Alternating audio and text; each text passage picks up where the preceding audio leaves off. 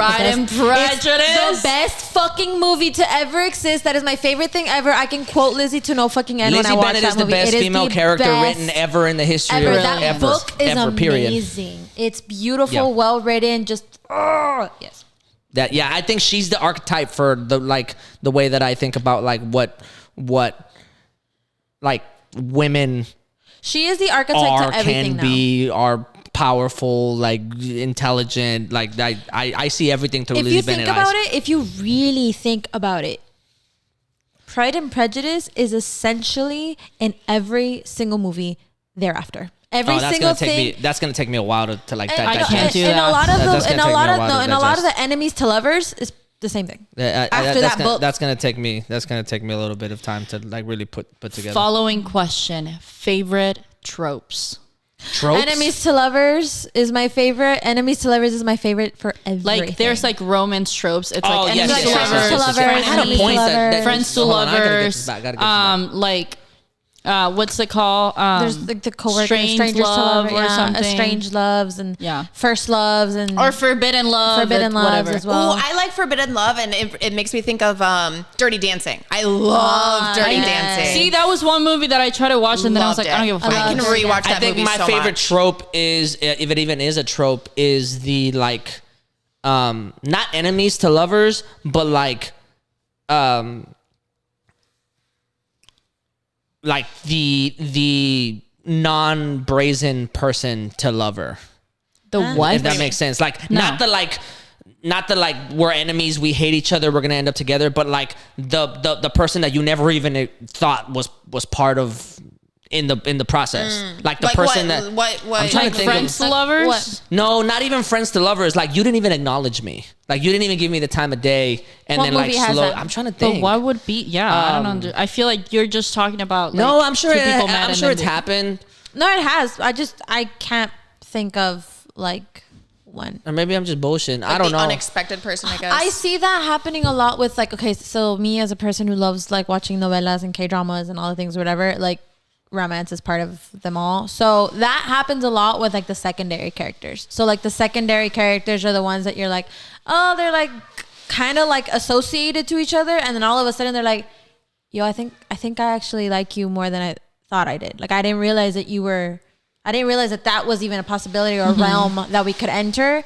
But it typically only ever happens with like the secondary characters. The main characters be doing something else. I feel like How I Met Your Mother almost has that with Barney and Robin. Maybe that's what I'm talking about. I was gonna say because I knew you were gonna trace it back to How I Met Your Mother, but I couldn't remember how. Well, but I don't necessarily think that's like exactly Monica it. and Chandler then? Because like they didn't really acknowledge each other. No, because they're friends to lovers. It's more so like, man, I'm really maybe it's not a trope. Maybe I'm just. I was gonna say I feel like I don't know if because I feel like you could like whatever trope it is, you can call it something else. Like if it's Monica and Chandler, that's friends to lovers. That's not unexpected. You know what I mean? Like maybe I'm just like because every trope is already kind of an unexpected. Yeah, you're right.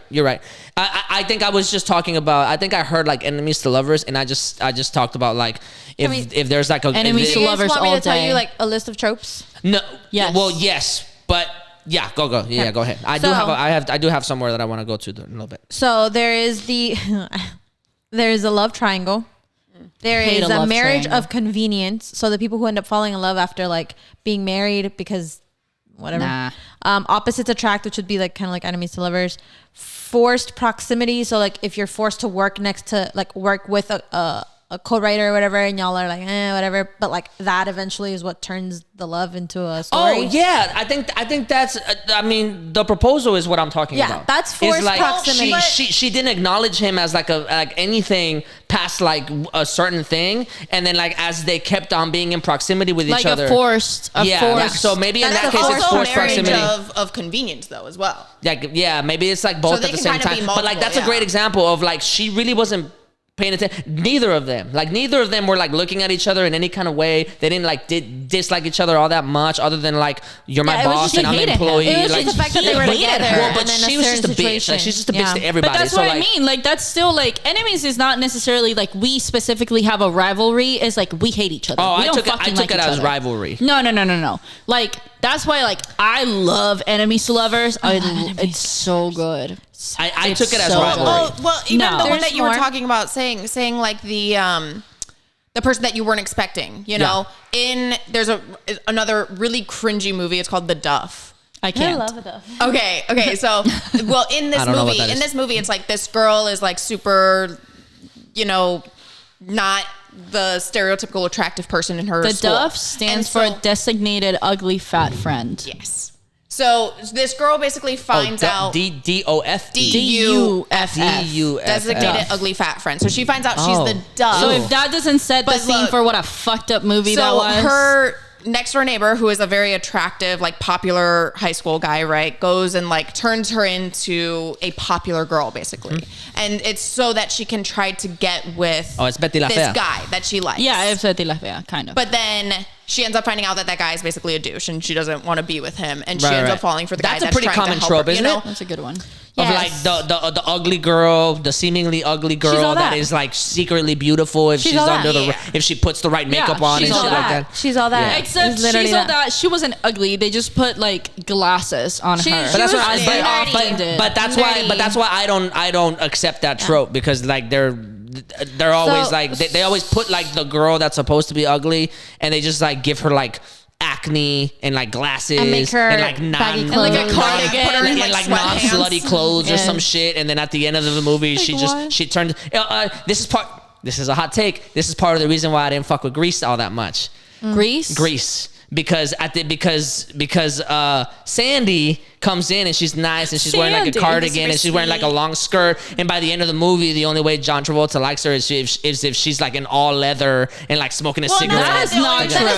That is not what the story is. But that's where she ended No, up. but no. She dresses up like that, but it's not like, and she's literally saying like, you better shape up. Like that is the song, right? Yeah. She's Yeah, like, yeah. you better shape up. You're the one that I want is the last one. And she's like telling him basically like, bro, you better get your shit together or you're gonna lose me. Like always liked her. Right, yes, he did always like her, but that's why I said there's like a little moment there where like they were playing on like because she could have done that without her having to look like that. No, but I think the whole thing is that she was being like, I think towards the end she's being like, you're putting me in a box, like where the only thing I am is this like nice little like you think I can't be innocent anything girl, else. and you think of me only one way, and like don't underestimate me. So you let me know go what ahead I mean? and change myself to what you. But she's not changing herself. But She's saying, she's- I that's can't what- be this. She quite literally You're changed herself doing the entire exactly the She's same not thing that putting out she's saying. saying Don't that. put me in a fucking box because I'm not one thing. I can be that thing, and I am that thing a lot of times, but I can also be this other thing. And what if she puts on a fucking pair of leather pants? Then all of a sudden she's a different person. It wasn't just the style of clothing. It was the personality.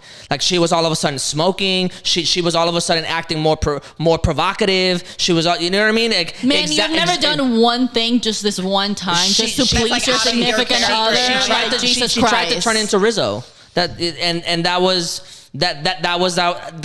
the only point of the entire movie where I was like, all right, I get it, but like, I mean, you didn't have to do that. You're so boring. You didn't have to do that. But I guess in that sense, those tropes, the trope of the proposal, I guess it's That's what fun. what was it? Well, What was so it? I would still call that enemy to lovers. Apparently, that's not enemies to lovers. Apparently, according to this website, it's like a workplace romance is a trope. Like workplace workplace romance romance is a trope. So but- there's more apparently. So let me tell you all a little again. Let me go back to the list. Friends to lovers, examples, Love, Rosie. Enemies to lovers, examples, Pride and Prejudice. Second chances is apparently an example, The Notebook. That's a trope. I guess so. Pretend relationships, Easy A. Forced proximity. They use the episode of Wouldn't Friends. the proposal be pretend relationships? I think that's more fitting. I think it varies. It might I think like, it might, the it book might has like a Venn couple- diagram yeah, itself. I think in they some might have a things. varied amount. Destined to be together, the Princess Bride type of situation. I never That's a watched trope. that. I love it. Destined. to Everybody be talks together. about it. Forbidden Love, Brokeback Mountain is the one that they use. Yo, fire! look. Okay, look. I'm gonna put If it out there. that's a chick flick, that's on top 3 right now. It just changed. That is not a chick flick. I love what they call boy love, which is supposed to be like Brokeback Mountain, which is like gay guys finding out they love each other and like the world telling them they couldn't be together or whatever the fuck. Forbidden love that. I cannot believe that they put that under Forbidden Love. Fuck y'all. Fuck y'all. But it's true. It is true. That's fire. But like, Nate Jacobs, it needs more context. That's fire though. What's Nate Jacobs like? His boy lover when he was younger.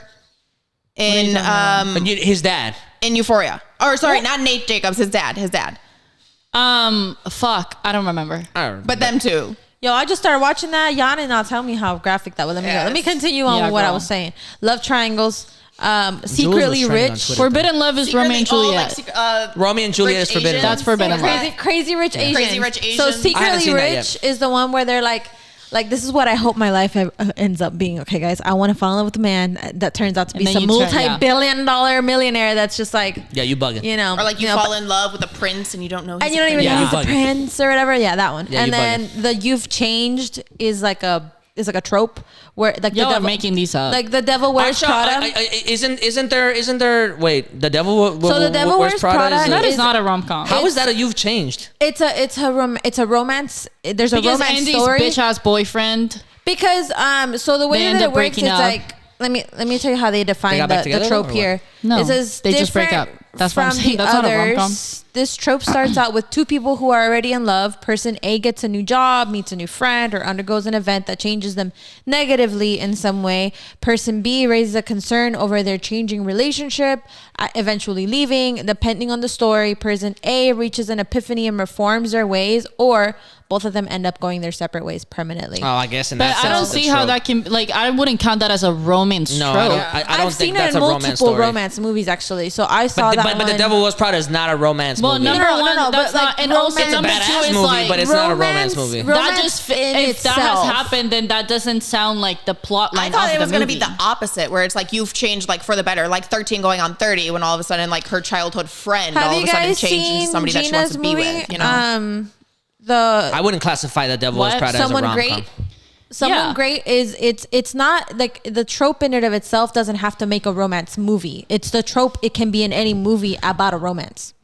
But The Devil Wears Prada is not about a romance. It's about her job. No, but like it's about her finding herself. But the story of romance that they are playing out. So that particular romance is that kind of trope. If that makes any sense. And then there's suddenly a parent is a trope apparently, which is Jane the Virgin. That's an example. Oh, fuck off. Hey, you have to. It's I love Jane the Virgin. It's based on a Venezuelan telenovela. It's phenomenal. I haven't seen it. Belated love.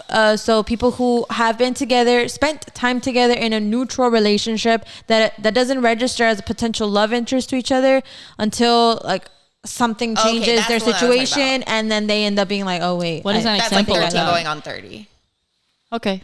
Yeah, and then there's the workplace romance, which was a proposal, and then like the lost memories trope, which is like I didn't remember, and now I do. And what was that? There was a Love movie John with, or like, some shit like that. Love or something like that. Would that be what the Titanic is?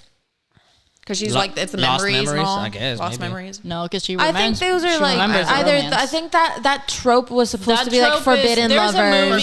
There's a movie with Rachel. McAdams and Channing Tatum. Channing Tatum, yeah.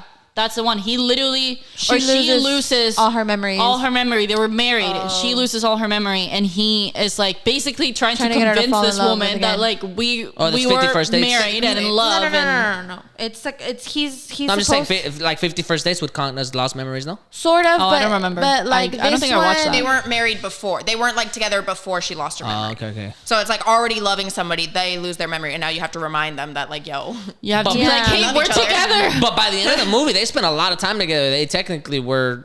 She does fall in love with him. It's called The Vow. The Vow, and it's the one where, and supposedly, I think at one point she actually starts liking somebody else, and he's like, "Wait, but like we were in love." That's what I mean. And it's like he has to be like, "We were together, bitch." Like we have to, like what? But I know you lost the memory. Goes back to that goes back. I haven't seen the movie, but like that goes back to a couple episodes ago where I said like memories are the currency of love. Like so, if you don't have those memories. You're out of there. That's true. You're out of there. It doesn't matter how powerful it is to you. They don't have them. It does happen. Mm-hmm.